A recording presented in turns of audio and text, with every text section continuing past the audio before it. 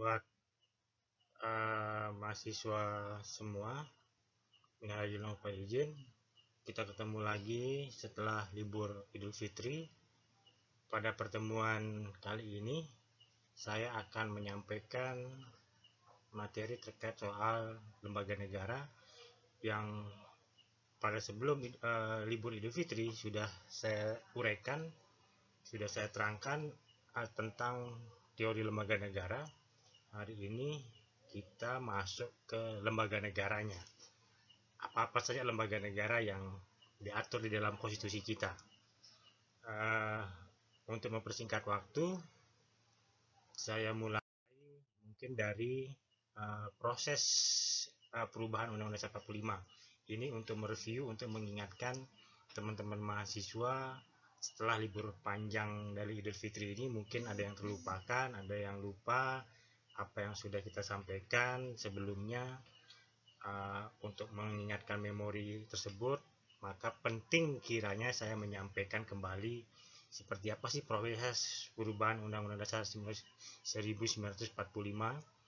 menjadi Undang-Undang Dasar Negara Republik Indonesia tahun 1945.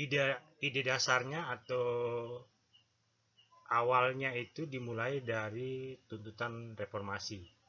Jadi di tuntutan reformasi itu ada 6 tuntutan reformasi. Pertama yaitu amandemen Undang-Undang Dasar 45. Yang kedua adalah penghapusan doktrin dwi fungsi ABRI. Ketiga adalah penegakan HAM dan pemberantasan KKN, korupsi, kolusi, dan nepotisme.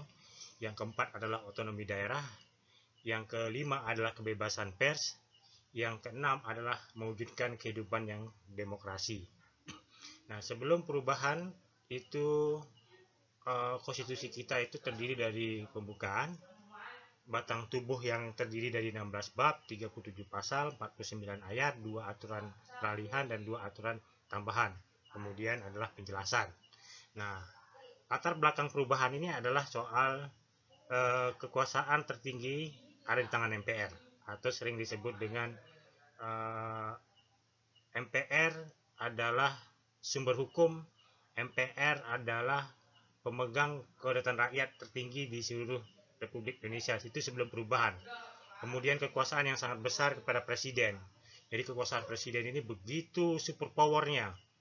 Kemudian pasal-pasal yang terlalu luas atau sehingga dapat menimbulkan multitafsir. Jadi banyak pasal di dalam konstitusi kita itu sifatnya sangat longgar, menimbulkan interpretasi. Contohnya adalah soal masa jabatan presiden, itu tidak dituangkan. Jadi presiden dapat dipilih kembali, misalnya seperti itu. Hanya itu yang tercantum. Jadi presiden dapat dipilih kembali, kayak setiap pemilu ya dia akan dipilih kembali, tapi pembatasan soal kekuasaan tidak ada. Yang keempat itu saya dan kewenangan pada presiden yang mengatur hal-hal penting dengan undang-undang. Kemudian rumusan Undang-Undang 45 tentang semangat penyelenggaraan negara belum cukup didukung ketentuan konstitusi. Nah, tujuan perubahan menyempurnakan aturan dasar mengenai tatanan negara, kedaulatan rakyat, HAM, pembagian kekuasaan, kesejahteraan sosial, eksistensi negara demokrasi dan negara hukum, kemudian hal-hal yang sesuai dengan perkembangan aspirasi dan kebutuhan bangsa. Nah, itu tujuan dari perubahan tersebut. Jadi ada menyempurnakan aturan-aturan dasar mengenai 7 tatanan tentang bernegara, kedaulatan rakyat, HAM, pembagian kekuasaan, kesejahteraan sosial, eksistensi negara demokrasi dan negara hukum, hal-hal yang sesuai dengan perkembangan aspirasi dan kebutuhan bangsa. Itu intinya. Nah, hasil perubahan itu tetap sadur semua isi pembukaan Undang-Undang 45, tidak ada perubahan di pembukaan. Kemudian terkait dengan pasal-pasal itu ada penambahan yang tadinya 16 bab menjadi 21 bab, kemudian yang tadinya 49 ayat, 37 pasal menjadi 73 pasal tahun ininya, dari 49 ayat menjadi 170 ayat, dari 4 aturan peralihan itu berkurang menjadi 3 aturan peralihan dan 2 aturan tambahan tetap. Tidak ada penjelasan seperti undang-undang sebelumnya. Kemudian ini terjadi perubahan 4 kali. Amandemen ini dilakukan 4 kali. Pertama amandemen tahun 99 dari tanggal 14 Oktober sampai 21 Oktober. Kemudian di sidang tahunan MPR itu di tanggal 7 sampai 18 Agustus tahun 2000. Kemudian di sidang tahunan MPR tanggal 1 sampai 9 November tahun 2001, dan yang terakhir ada di sidang tahunan MPR tanggal 1 sampai 11 Agustus 2002. Nah, disitulah tanggal-tanggal perubahan terjadinya amandemen konstitusi. Kemudian kesepakatan dasarnya itu tidak mengubah pembukaan Undang-Undang 45, tetap mempertahankan negara kesatuan Republik Indonesia, mempertegas sistem presidensial, memperjelas penjelasan Undang-Undang 45 yang manual, hal-hal normatif akan dimasukkan ke dalam pasal-pasal. Di situ kemudian tidak ada interpretasi lagi di penjelasan itu. Yang terakhir adalah perubahan dilakukan dengan cara adendum. Dasar yuridisnya itu pasal 3 Undang-Undang Dasar 45, pasal 37 Undang-Undang Dasar 45. Nah, kemudian TAP MPR nomor 9 MPR tahun 99, TAP MPR nomor 9 MPR tahun 2000, dan TAP MPR nomor 11 tahun 2002. Itu dasar-dasar hukum dari perubahan konstitusi. Pembukaan seperti yang kita tahuin, bahwa sesungguhnya kemerdekaan adalah hak segenap seluruh bangsa, maka penjajahan di atas dunia harus dihapuskan, maka tidak sesuai dengan pri kemanusiaan dan pri keadilan. Tetapi tetap menjadi tujuan negara ini adalah melindungi segenap bangsa Indonesia dan seluruh tumpah darah Indonesia, dan untuk memajukan kesejahteraan umum, mencerdaskan kehidupan bangsa, ikut melaksanakan ketertiban dunia yang berdasarkan kemerdekaan, perdamaian abadi, dan keadilan sosial. Jadi ini tujuan bersama yang ingin diwujudkan oleh Indonesia. Atas berkat rahmat Allah yang Maha Kuasa, dengan didorong oleh keinginan luhur supaya beri kehidupan berbangsa yang bebas, maka rakyat Indonesia menyatakan dengan ini kemerdekaan. Bahwa sesungguhnya kemerdekaan itu ya hak segala bangsa, dan oleh sebab itu maka penjajahan di atas dunia harus dihapuskan karena tidak sesuai dengan pri kemanusiaan dan pri keadilan. Kemudian daripada itu, untuk membentuk suatu pemerintahan negara Indonesia yang melindungi segenap bangsa Indonesia dan seluruh tumpah darah Indonesia, memajukan kesejahteraan umum, mencerdaskan kehidupan bangsa, ikut melaksanakan ketertiban dunia berdasarkan kemerdekaan, perdamaian abadi, dan keadilan sosial. Nah, pendahuluan. Naskah resmi Undang-Undang Dasar Negara Indonesia 45. Naskah Undang-Undang Dasar 45 ditetapkan pada tanggal 18 Agustus 45 dan diberlakukan kembali dengan Dekret Presiden 5 Juli tahun 59, serta dikukuhkan secara aklamasi pada tanggal 22 Juli tahun 59 oleh Dewan Perwakilan Rakyat, sebagaimana tercantum dalam Lembar Negara nomor 75 tahun 59. Jadi dia ditetapkan di tanggal 18 Agustus, kemudian diberlakukan kembali karena di sebelumnya itu ada Undang-Undang Dasar Sementara tahun 50 dan ada Undang-Undang Dasar RIS. Kemudian Konstituante tidak berhasil membuat, kemudian 20 lewat Dekret Presiden 5 Juli dia bisa dinyatakan kemudian menjadi kembali ke Undang-Undang 45. Nah, pasca 59 itu sampai tahun sidang umum MPR yang pertama tahun 99 itu yang kemudian masa berakhirnya konstitusi 1945, konstitusi asli yang kemudian begitu panjang ritmenya, berubah di tahun 99, tahun 2000, tahun 2001, tahun 2002. Nah, ini sebagai dalam satu naskah di dalam disalah rapat paripurna kelima tahunan MPR tahun 2002 sebagai naskah pembantu dan kompilasi tanpa ada opini. Nah, di dalam naskah konstitusi ini itu mengatur soal fungsi lembaga-lembaga negara. Nah, seperti MPR yang tadi kita katakan sebagai kekuasaan tertinggi atau lembaga tertinggi dan lembaga tinggi ya. Lembaga tertinggi negara di dalam Undang-Undang Dasar 1945 adalah memilih dan melantik presiden, wakil presiden, dan membuat GBHN. Nah, di dalam hasil amandemen itu hanya melantik presiden dan wakil presiden dan memberhentikan presiden dan wakil presiden tanpa ada memutuskan soal GBHN. GBHN dihapus kemudian. Jabatan presiden 5 tahun yang dapat dipilih kembali, hanya itu.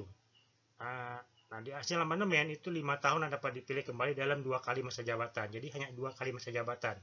Pemilihan presiden dan wakil presiden dipilih oleh MPR di Undang-Undang Dasar yang lama, hasil amandemen dipilih oleh rakyat. Nah, di hasil amandemen itu memunculkan lembaga negara baru kemudian, yaitu ada Mahkamah Konstitusi yang memberi mandat pada yang memberikan pendapat atas pendapat DPR tentang pelanggaran yang dilakukan presiden dan wakil presiden. Kemudian Komisi Yudisial mengawasi hakim-hakim nakal atau hakim-hakim yang melanggar kode etik profesi hakim. Kemudian proses pemberhentian presiden dan wakil presiden di sebelumnya itu tidak jelas, tapi di hasil amandemen itu semakin diperjelas dengan mekanisme pendapat DPR. Jadi pendapat DPR ini itu perlu diuji dengan pendapat MK di sidang MPR dengan mekanisme yang jelas, memilih presiden dan wakil presiden dengan mekanisme sesuai dengan konstitusi. Kemudian soal HAM, di sebelumnya belum dirinci, tapi di hasil amandemen itu mulai dirinci, diatur di pasal 28A sampai dengan 28J. Kemudian Dewan Pertimbangan Agung yang memberi pertimbangan terhadap presiden dan wakil presiden di undang-undang lama itu diatur, di undang-undang baru itu kemudian dihapus di hasil amandemen, tidak ada lagi DPR. Nah, kita masuk ke bentuk dan kedaulatan. Jadi Indonesia ini adalah negara kesatuan yang berbentuk republik. Itu diatur di pasal 1 ayat 1 dalam hasil amandemen. Dia memperjelas bahwa Indonesia ini adalah negara kesatuan yang berbentuk republik. Kemudian juga di ayat 2-nya, kedaulatan berada di tangan rakyat dan dilaksanakan menurut Undang-Undang Dasar. Jadi semua kekuatan itu ada di tangan rakyat, tapi dilaksanakan dengan Undang-Undang Dasar. Jadi Undang-Undang Dasar yang mengatur kemudian. Nah, mempertegas dua hal ini itu diaturlah soal negara Indonesia adalah negara hukum. Itu di pasal 1 ayat 3. Itu hasil perubahan. Jadi terkait soal negara hukum di Indonesia itu diatur di proses amandemen ketiga. Kedua-duanya kemudian memperjelas soal kedaulatan rakyat dan negara hukum.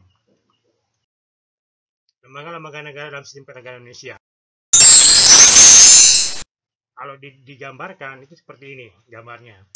Jadi ada BPK, ada Presiden, ada DPR, ada MPR, ada DPD, ada Mahkamah Agung, dan ada Mahkamah Konstitusi.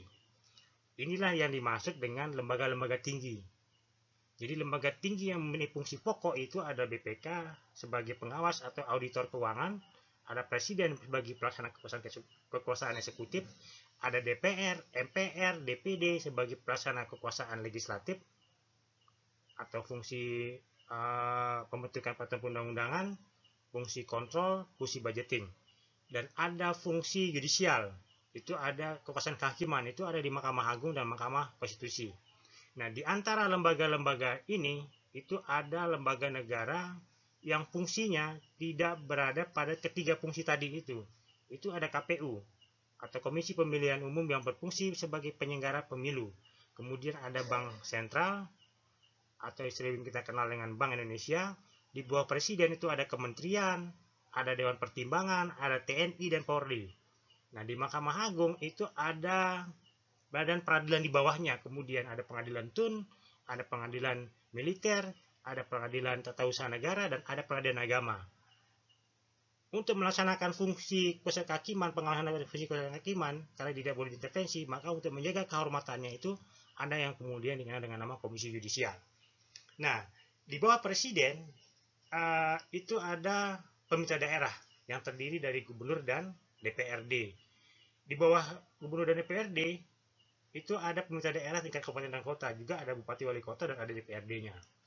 Itu diagram hasil amandemen kemudian kalau kita mau sederhanakan. Nah, lembaga-lembaga negara ini memegang kekuasaan Undang-Undang Dasar. DPR itu diatur di pasal DPR diatur di pasal 20 ayat 1 di amandemen pertama. Itu memegang kekuasaan yang membentuk undang-undang. Presiden diatur di pasal 4 ayat 1 memegang kekuasaan pemerintahan. Mahkamah Agung dan Mahkamah Konstitusi diatur di pasal 24 ayat 1 di hasil amandemen ketiga. Di kekuasaan kehakiman memegang kekuasaan yang merdeka dan menyelenggarakan peradilan guna menegakkan hukum dan keadilan. Jadi dia bersifat merdeka, tidak boleh diintervensi oleh siapapun. Kemudian ada Majelis Pemusyawaratan Rakyat.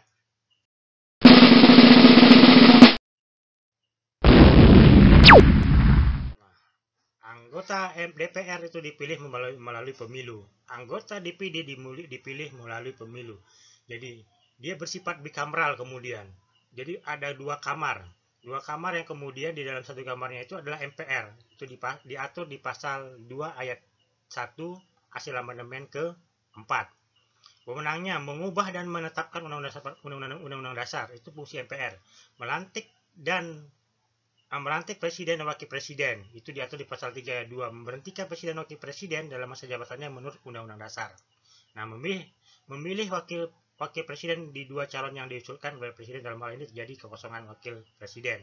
Memilih presiden wakil presiden dari dua pasangan calon wakil presiden yang diusulkan oleh partai politik atau gabungan partai politik, yang pasangan calon wakil presiden meraih suara terbanyak pertama. Kedua, dalam pemilihan umum sebelum sampai masa berakhir jabatan, jika presiden wakil presiden mangkat, diberhentikan atau tidak dapat melakukan kewajiban dalam masa jabatannya bersama-sama. Kekuasaan pemerintahan negara, syarat masa jabatan dan wewenang presiden wakil presiden. Presiden dan wakil presiden, calon wakil presiden itu harus seorang warga negara Indonesia sejak kelahiran tidak pernah menerima kewarganegaraan lain karena kehendak sendiri, tidak pernah berkhianat kepada negara, serta mampu secara rohani dan jasmani melaksanakan tugas dan kewajiban sebagai presiden dan wakil presiden. Presiden dan wakil presiden dipilih dalam satu pasangan secara langsung oleh rakyat, yaitu diatur di pasal 6A ayat 1. Presiden dan wakil presiden memegang jabatan selama 5 tahun dan sesudahnya dapat dipilih kembali dalam masa jabatan hanya 1 kali masa jabatan. Untuk 1 kali masa jabatan, jadi dia 2 periode. Dia dapat dipilih untuk 1 kali kemudian. Antara lain tentang memegang kekuasaan pemerintahan menurut pasal Undang-Undang 45 pasal 1, berhak mengajukan rancangan undang-undang kepada DPR, menetapkan peraturan pemerintah, memegang teguh undang-undang dasar dan menjalankan segala undang-undang dasar, memegang kekuasaan yang tertinggi atas angkatan darat, angkatan laut, dan angkatan udara, menyatakan perang, membuat perdamaian, perjanjian dengan negara lain dan persetujuan DPR, membuat perjanjian internasional lain dengan persetujuan DPR, menyatakan keadaan bahaya, mengingatkan duta dan konsul dalam mengangkat duta dan presiden memperhatikan pertimbangan DPR, menerima menempatkan duta dan lain dengan memperhatikan pertimbangan DPR, memberi garasi dan rehabilitasi dengan merehabilitasi pertimbangan Mahkamah Agung, membeli amnesti dan abolisi dengan memperhatikan pertimbangan DPR, membeli gelar, dana jasa, dan lain-lain tanda kehormatan yang diatur, membentuk satu dewan pertimbangan yang bertugas memberikan nasihat dan pertimbangan kepada presiden, pengangkatan dan pemberhentian menteri-menteri, pembahasan dan pemberian persetujuan RUU DPR, data pengesahan RUU, hak menetapkan peraturan pemerintah sebagai pengganti undang-undang yang memaksa, peresmian keanggotaan BPK yang dipilih oleh DPR dengan memperhatikan pertimbangan DPD, menetapkan hakim agung dan calon yang diusulkan oleh KY yang disetujui DPR, pengangkatan dan pemberhentian anggota KY dengan persetujuan DPR, pengajuan 3 orang calon hakim konstitusi, dan penetapan 9 orang hakim konstitusi. Itu tugas presiden. Wewenang dan kewajiban presiden itu antara lain memegang kekuasaan pemerintahan menurut Undang-Undang Dasar, berhak mengajukan RUU dan seterusnya, tadi sudah kita uraikan. Pemilihan presiden wakil. Jadi pemilihan presiden wakil presiden dalam pasangan secara langsung oleh rakyat, diusulkan oleh partai politik atau gabungan partai politik peserta pemilu sebelum pemilu. Jadi presiden hanya boleh diusulkan oleh partai politik, tidak ada boleh mengusulkan yang lain. Pendapat suara 50% jumlah suara dalam pemilu, dengan sedikitnya 20% di setiap provinsi yang bersebar di lebih dari setengah jumlah provinsi. Presiden dan wakil presiden. Dalam hal tidak ada pasangan calon presiden dan wakil presiden, pasangan calon yang memperoleh suara terbanyak pertama dalam pemilu, pasangan calon yang memperoleh suara terbanyak kedua dalam pemilu pasangan yang beroleh suara terbanyak. Pengusulan dan pemberhentian presiden dan wakil presiden. Jadi DPR dapat mengusulkan, memberikan pendapat bahwa presiden dan wakil presiden telah melakukan pelanggaran hukum ataupun telah tidak lagi memenuhi syarat menurut pasal 7B ayat 2. Pengajuan permintaan DPR kepada MK hanya dapat dilakukan dengan dukungan sekurang-kurangnya 2/3 jumlah anggota yang hadir dalam sidang paripurna yang dihadiri sekurang-kurangnya 2/3 jumlah anggota, pasal 7B ayat 3. DPR menyelenggarakan sidang paripurna untuk meneruskan usul pemberhentian kepada MPR. MPR wajib menyelenggarakan sidang untuk memutuskan usul DPR paling lambat 30 hari sejak diterimanya. Keputusan yang diambil sidang paripurna dihadiri kurang-kurangnya 30 jumlah anggota. Presiden Wakil Presiden terus menjabat, usul DPR tidak diterima, usul DPR diterima, Presiden Wakil Presiden diberhentikan. Nah, pada saat DPR ini itu wajib memeriksa mengadili 90 hari setelah permintaannya itu oleh Mahkamah Konstitusi. Ini yang dikenal dengan tugas tambahan untuk Mahkamah Konstitusi sebagai tugas impeachment, pemberhentian presiden. Pemilihan wakil presiden dalam hal terjadi kekosongan. Berikut diagramnya. Jadi dia waktu 60 hari MPR akan memilih Wapres ketika terjadi kekosongan jabatan Wapres. Pemilihan presiden wakil presiden dalam hal keduanya berhalangan tetap secara resmi. Berikut diagramnya yang dapat ditampilkan bahwa parpol gabungan dari partai suara terbanyak pada pemilu sebelumnya. Parpol gabungan parpol suara terbanyak mengusulkan kepada DPR, jadi 30 hari sudah harus dilaksanakan.